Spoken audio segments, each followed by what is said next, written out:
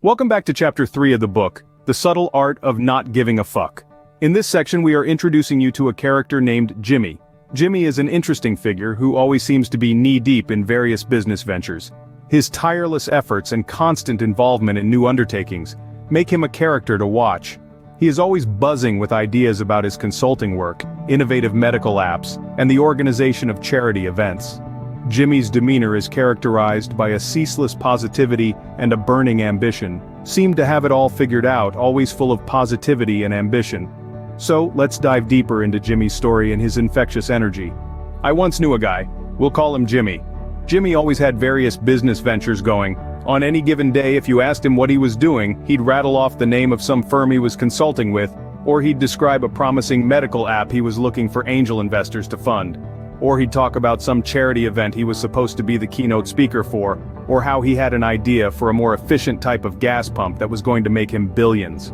The guy was always rolling, always on, and if you gave him an inch of conversational daylight, he'd pulverize you about how world-spinning his work was, how brilliant his latest ideas were, and he'd name-drop so much it felt like you were talking to a tabloid reporter. Jimmy was all positivity all the time, always pushing himself, always working an angle, a real go-getter, whatever the fuck that means. The catch was that Jimmy was also a total deadbeat, all talk and no walk. Stoned a majority of the time and spending as much money in bars and fine restaurants as he did on his business ideas, Jimmy was a professional leech, living off his family's hard-won money by spinning them as well as everybody else in the city on false ideas of future tech glory. Sure, sometimes he'd put in some token effort or pick up the phone and cold call some bigwig and name drop until he ran out of names, but nothing ever actually happened. None of these ventures ever blossomed into anything. Yet the guy kept this up for years, living off girlfriends and more distant relatives well into his late 20s. And the most screwed up part was that Jimmy felt good about it. He had a delusional level of self-confidence. People who laughed at him or hung up on him were, in his mind, missing the opportunity of their lives. People who called him out on his bogus business ideas were too ignorant and inexperienced to understand his genius. People who pointed out his deadbeat lifestyle were jealous. They were haters who envied his success. Jimmy did make some money, although it was usually through the sketchiest of means, like selling another person's business idea as his own, or finagling a loan from someone, or worse, talking someone into giving him equity in their startup. He actually occasionally talked people into paying him to do some public speaking. About what? I can't even imagine. The worst part was that Jimmy believed his own bullshit. His delusion was so bulletproof, it was honestly hard to get mad at him. It was actually kind of amazing. Sometime in the 1960s, developing high self-esteem, having positive thoughts and feelings about oneself, became all the rage in psychology. Research found that people who thought highly about themselves generally performed better and caused fewer problems. Many researchers and policymakers at the time came to believe that raising a population's self-esteem could lead to some tangible social benefits. Lower crime, better academic records, greater employment, lower budget deficits. As a result, beginning in the next decade, the 1970s, self-esteem practices began to be taught to parents, emphasized by therapists, politicians, and teachers, and instituted into educational policy. Grade inflation, for example, was implemented to make low-achieving kids feel better about their lack of achievement. Participation awards and bogus trophies were invented for any number of mundane and expected activities. Kids were given inane homework assignments like writing down all the reasons why they thought they were special, or the 5 things they liked most about themselves. Pastors and ministers told their congregations that they were each uniquely special in God's eyes and were destined to excel and not be average. Business and motivational seminars cropped up chanting the same paradoxical mantra: every single one of us can be exceptional and massively successful. But it's a generation later, and the data is in, we're not all exceptional.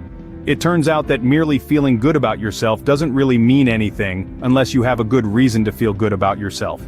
It turns out that adversity and failure are actually useful, and even necessary for developing strong-minded and successful adults. It turns out that teaching people to believe they're exceptional and to feel good about themselves no matter what doesn't lead to a population full of Bill Gateses and Martin Luther Kings. It leads to a population full of Jimmys. Jimmy, the delusional startup founder. Jimmy, who smoked pot every day and had no real marketable skills other than talking himself up and believing it. Jimmy, the type of guy who yelled at his business partner for being immature, and then maxed out the company credit card at Le Bernardin trying to impress some Russian model.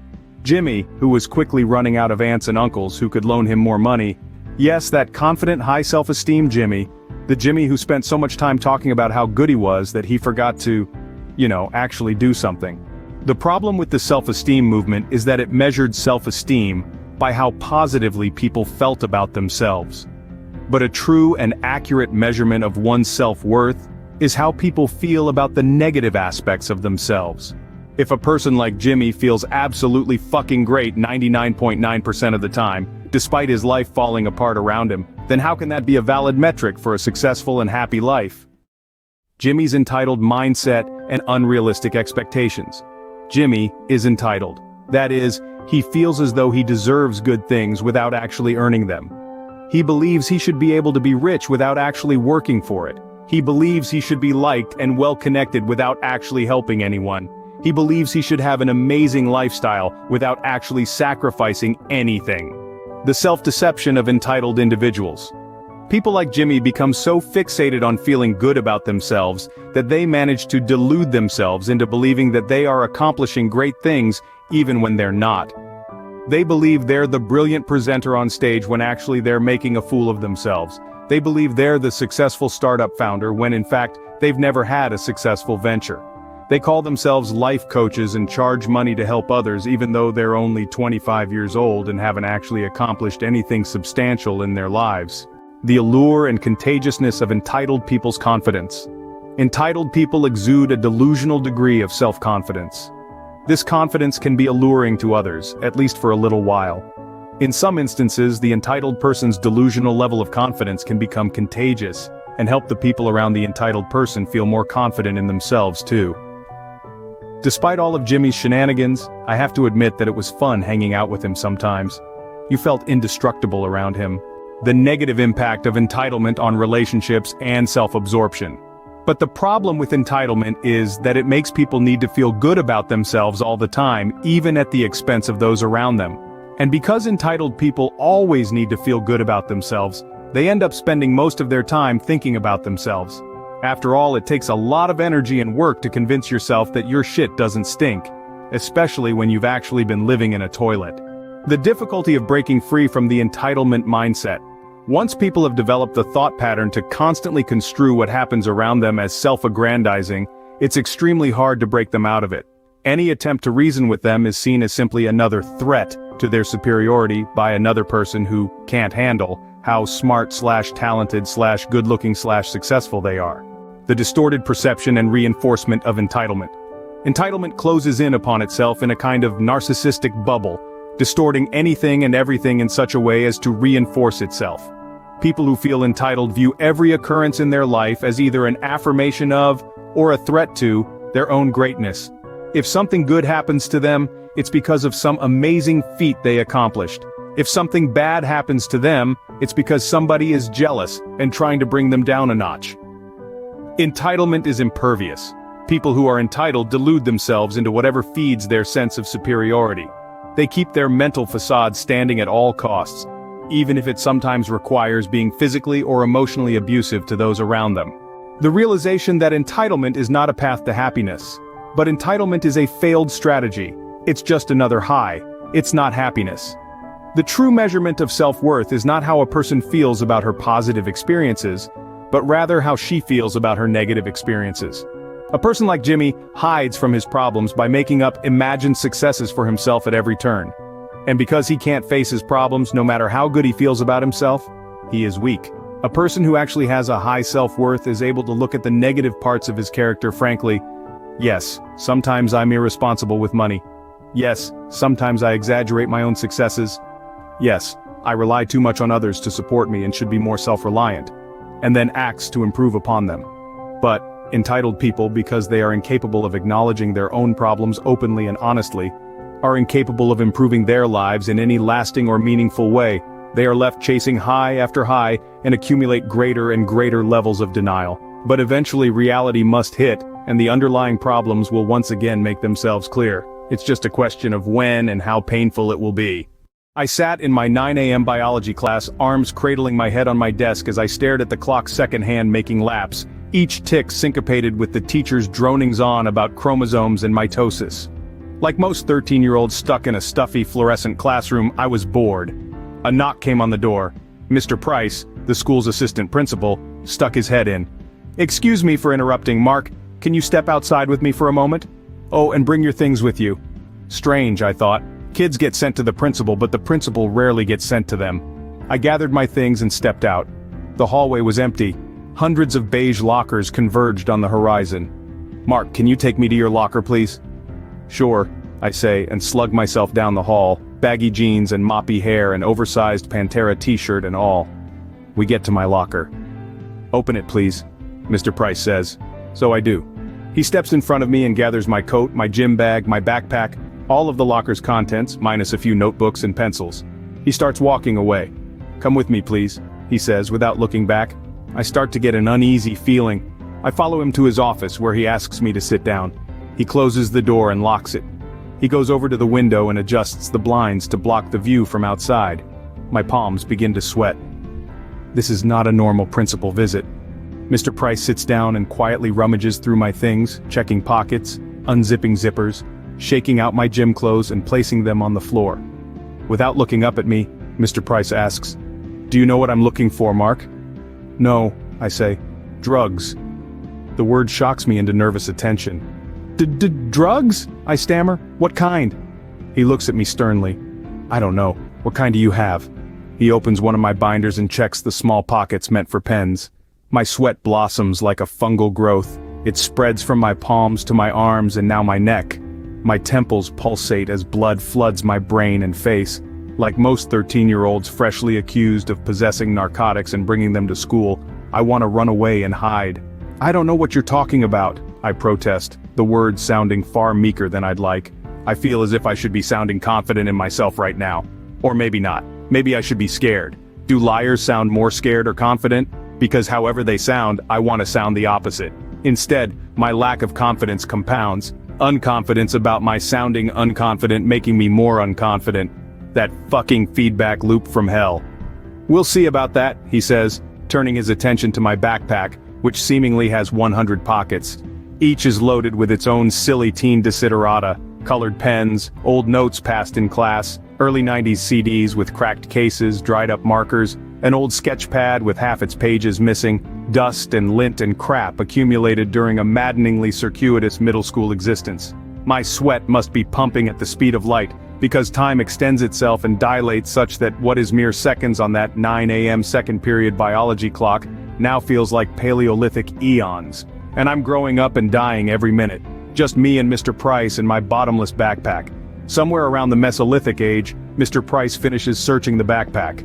Having found nothing, he seems flustered. He turns the pack upside down and lets all of my crap crash onto his office floor. He's now sweating as profusely as I am, except in place of my terror, there is his anger.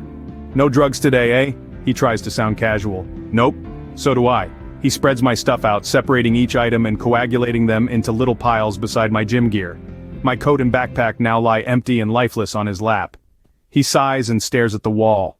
Like most 13-year-olds locked in an office with a man angrily throwing their shit all over the floor, I want to cry.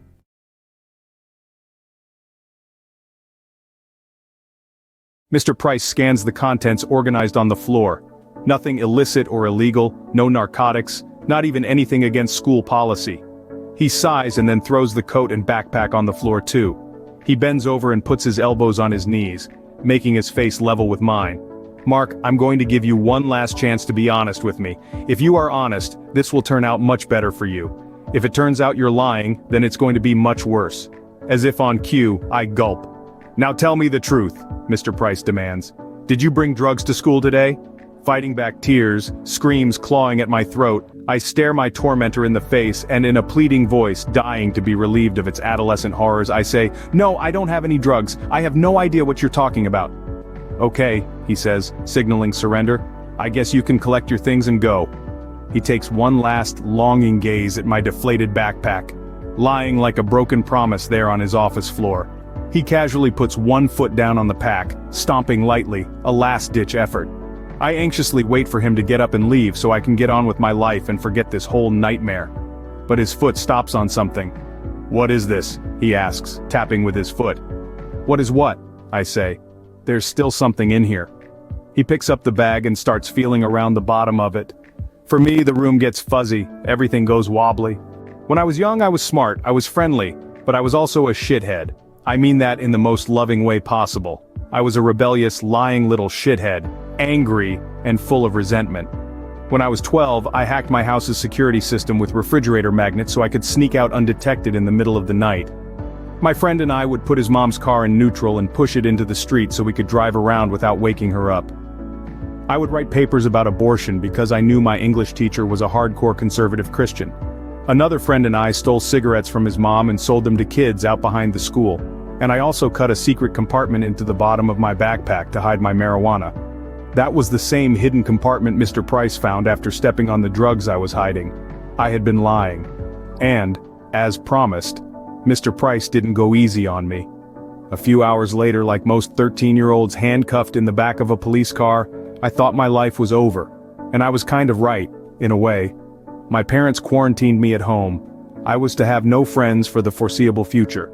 Having been expelled from school, I was to be homeschooled for the rest of the year. My mom made me get a haircut, and threw out all of my Marilyn Manson and Metallica shirts, which, for an adolescent in 1998, was tantamount to being sentenced to death by lameness.